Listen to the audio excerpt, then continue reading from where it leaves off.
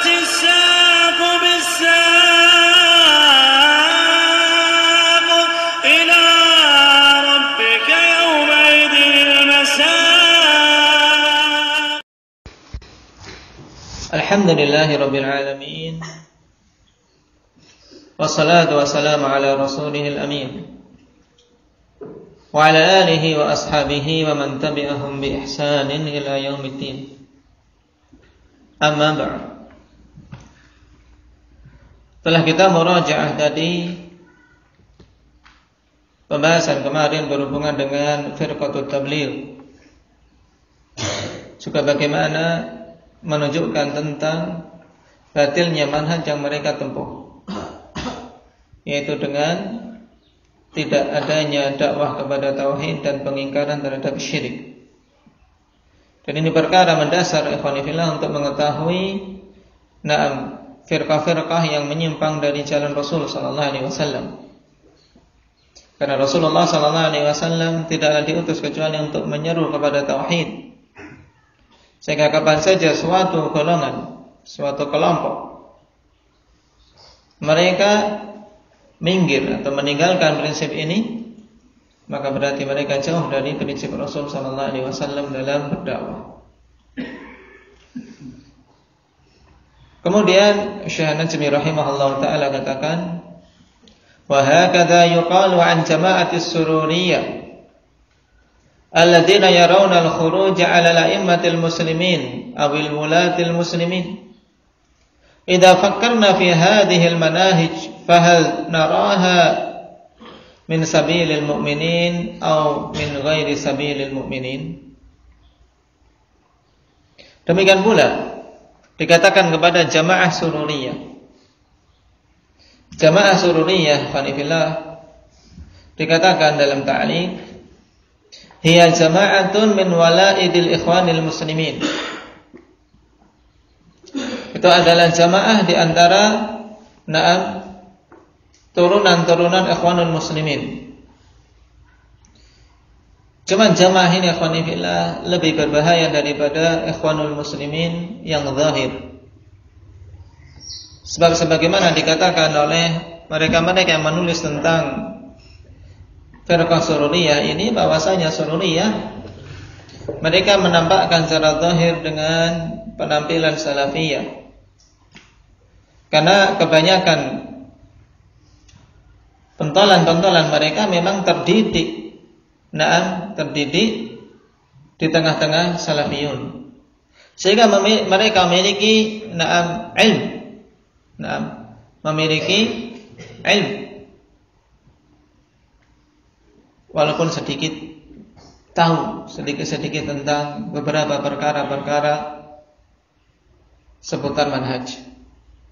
Cuman mereka terpengaruh dengan pemikiran yang menyimpang. Oleh karena itulah sebagian penulis mengatakan bahwasanya sururiyah adalah qutbiyah juga. Qutbiyah nasyi'un baina salafiyyin, yaitu pemikiran Sayyid Qutb yang tumbuh di tengah-tengah salafiyun. Sehingga pemikiran mereka ya condong kepada takfir. Takfirul hukam. Walaupun dengan syubhat yang lebih lembut.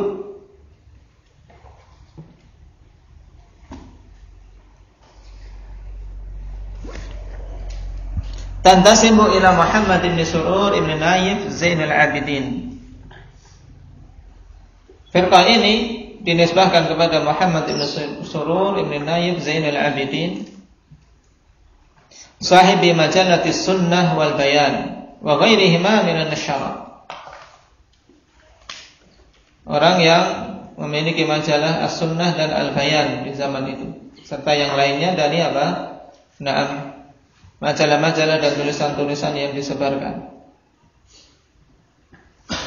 Darasa fi Ma'had Unaizah fil Mamlakah Al-Arabiyyah As-Saudiyah fatratan min az-zaman thumma turida min al-mamlakah. Dikarenakan fitnah yang dia sebarkan di tengah-tengah para pemuda, dan terkhusus di tengah-tengah mereka-mereka yang mengenal dakwah salafiyah, sehingga akhirnya banyak yang menyimpang dari dakwah yang hak tersebut. Dan ini sunnatullah, sunnatullah untuk betul-betul diketahui siapa-siapa yang mereka betul-betul sabar dalam memegang prinsip Rasulullah SAW dan para sahabat di dalam berdakwah. Sebagaimana telah kita lewati hadis Rasul SAW, sayati zamanun al-qabidu ala dinih kal-qabid ala al-jamr. Akan datang suatu zaman, masa-masa di mana seorang yang memegang agama ini seperti memegang bara api, sehingga betul-betul harus seseorang sabar menghadapi berbagai macam ujian, termasuk dari sisi syubhat ini.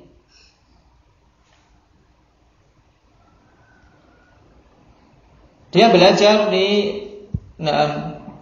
Ma'had Unaizah di Mamlakah Arabiyah Saudiyah beberapa waktu, kemudian diusir dari Mamlakah Arabiyah, diusir dari Saudiyah, fasafara ila diyaril kufr. Dan ini anehnya, dia di antara prinsipnya prinsip takfir, walaupun dengan syubhat yang lebih lembut. Tapi tatkala diusir dari negeri Islam, malah dia safarnya ke negeri kafir. Dan demikian ahlul bidah. Hanya omong kosong. Lihat orang-orang Khawarij juga, akhirnya seruan mereka apa? Seruan mereka menegakkan hukum Allah Subhanahu wa taala.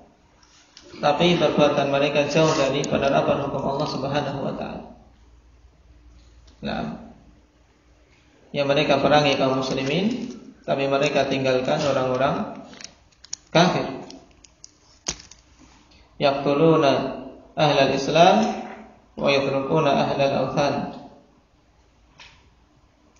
Membunuhi kaum muslimin dan meninggalkan para penyembah berhala, tidak mereka sentuh.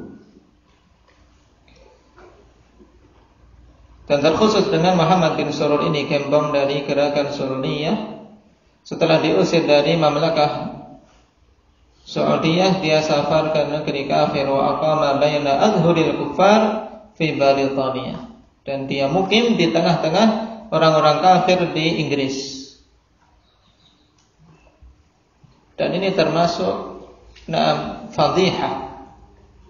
Tatkala Allah Subhanahu wa taala ingin buka kedok sebagian ahli badal akhanifillah, mudah bagi Allah. Sehingga bagi seorang muslim yang betul-betul mengetahui kaidah-kaidah agamanya akan sadar, oh ini hanya sekedar tipuan saja. Bagaimana seorang muslim menyeru kepada dakwah Rasul sallallahu alaihi wasallam, dan setelah dikeluarkan dari negeri Islam malah memilih negeri kafir. Wa tu'tabaru da'watuhu siyasiyah wa taqumu 'ala muharabati ulama wa hukam muharabati ulama wa hukamil manhajis salafi. Dan dakwah Muhammad bin Surun ini adalah dakwah politik. Karena sebagaimana telah kita lewati, induk dari dakwah ini Ikhwanul Muslimin, dakwah mereka dakwah sia-sia, sehingga diinginkan hanya pengumpulan massa, yang penting banyak, walaupun hanya seperti buih. Dan dakwah ini tegak untuk memerangi para ulama, terkhusus ulama ahli sunnati wal jamaah. Oleh karena itulah mereka getol akhanifillah untuk memasukkan syubhat-syubhat di diri para pemuda Islam agar mereka menjauh dari ulama, Ta'an mereka terhadap ulama-ulama kibar seperti Syekh Albani, Ibn Baz, dan yang lainnya banyak. Celaan-celaan sehingga para pemuda menganggap rujukan umat saat itu sebagai orang-orang rendahan. Dan ini juga salah satu prinsip ahli batil. Prinsip para hizbiyun menjauhkan manusia dari para ulamanya. Kalau manusia sudah jauh dari para ulama, gampang diberi syubhat. Kan itulah penting. Dan alhamdulillah pada zaman sekarang dengan kemudahan alat komunikasi kita bisa untuk mudah berhubungan dengan para ulama baik di Mamlakah Arabiyah maupun ulama yang ada di Yaman. Dan ini perkara yang hendaknya disyukuri. Dan karena seorang kalau sudah infisal dalam artian memisahkan diri dari berhubungan dengan mereka-mereka yang telah Allah Subhanahu wa taala kurniakan ilmu yang tergabung pada diri mereka bainal ilmi wal amal.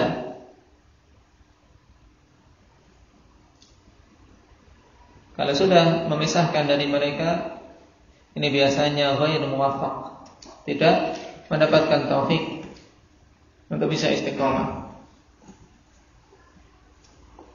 Termasuk lihat ini Muhammad bin Surur juga orang-orang yang terpengaruh dengan dia. Dakwahnya sia-sia politik saja dan tegak untuk memerangi para ulama. Di antara syubhat mereka untuk menjatuhkan para ulama ikhwanillah yaitu permasalahan masalah jinsul amal. Ini juga perangkap dari mereka untuk menjatuhkan para ulama salafiyin.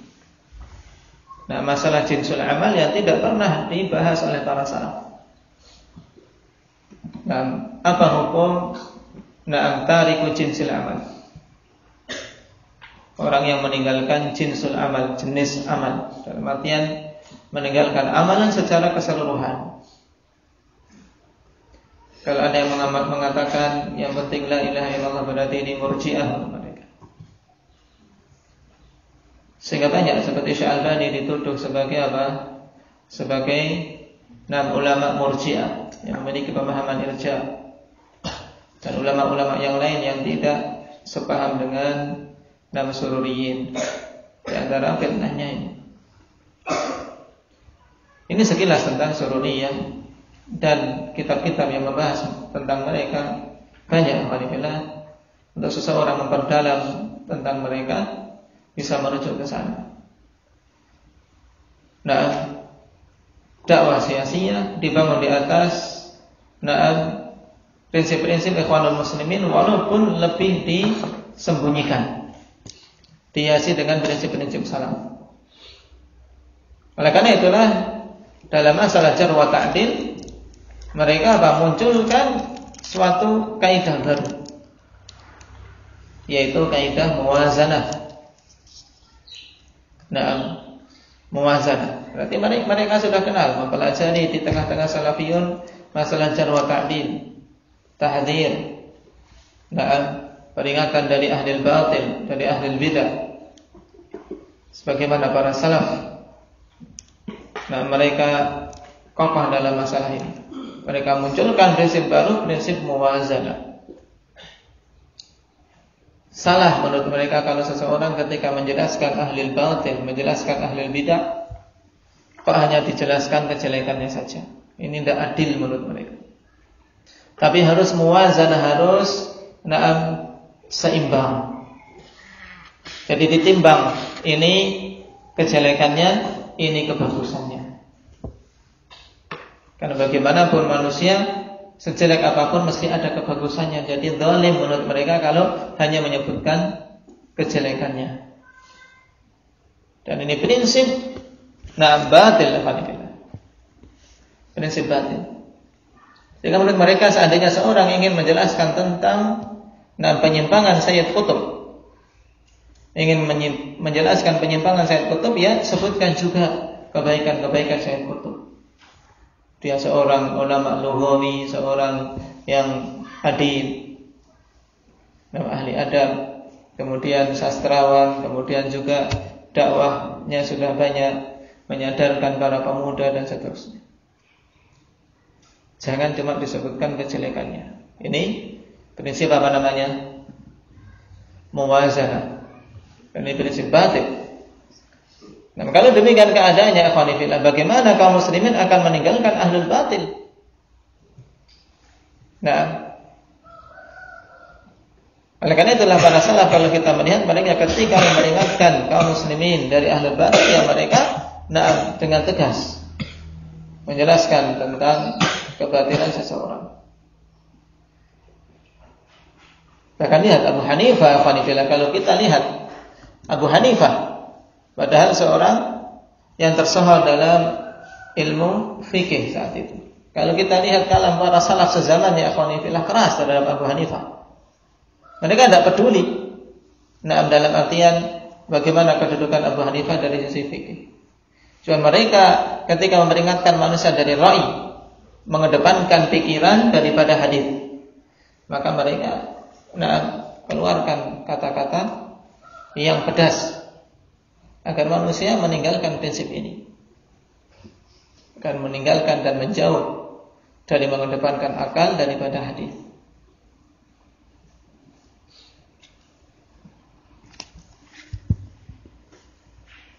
Karena memang mujalasatu ahlil batil mumridatun lil qulub, menjadikan hati ini sakit. Sebagaimana athar yang masyhur dari Ibnu Abbas radhiyallahu anhuma. Siapa yang hafal?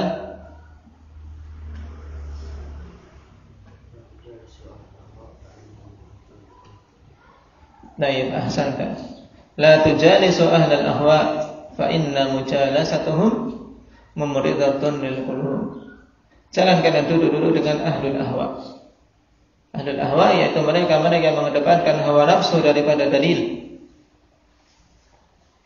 Dan semua golongan-golongan ikhwanifillah yang tidak menjadikan Al-Quran dan Sunnah serta pemahaman salaf salih sebagai pokok dakwah mereka masuk dalam cakupan ini. Jangan duduk-duduk dengan ahlul ahwa, karena sungguhnya duduk-duduk dengan mereka mumridatun lil qulub, menjadikan hati-hati itu sakit. Barakallahu fiikum. Berarti dengan ini kita selesai dari poin yang kedua, al-iqtida'u bihim, meneladani para sahabat.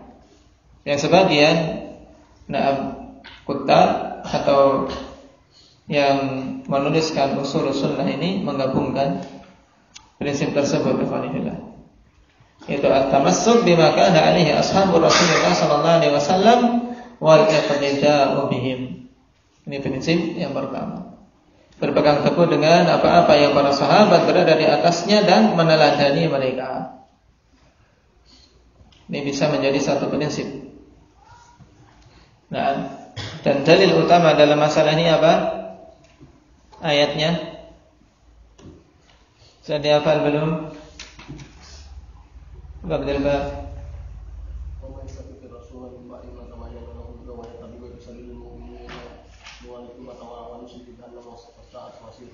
Baik, santai. Ayat ini termasuk ayat yang terpenting ikhwanifillah dalam itsbat wajibnya kita mengikuti manhaj salaf, mengikuti metode para sahabat radhiyallahu alaihim. Sebagaimana diterangkan oleh Syekh Albani rahimahullah taala, juga Syekhul Islam Ibnu Taimiyah dan yang lain. Maka dihafal yang belum sampai hafalannya di surat An-Nisa. Tidak mengapa menghafal ayat-ayat yang menjadi pokok-pokok dalil ikhwanifillah. Wa may yushaqiqir rasul min ba'di ma tabayyana lahul huda wa yattabi' ghayra sabilil mu'minin nuwallihi ma tawalla wa nuslihi jahannam wa sa'at masir. Adapun poin berikutnya tentang tarkul bid'ah, wajibnya meninggalkan bid'ah dan pengertian bid'ah itu apa, serta bagaimana perkara-perkara seputar bid'ah, insyaallah kita ambil pada pertemuan yang akan datang. Naktabi bihadza. Subhanallah.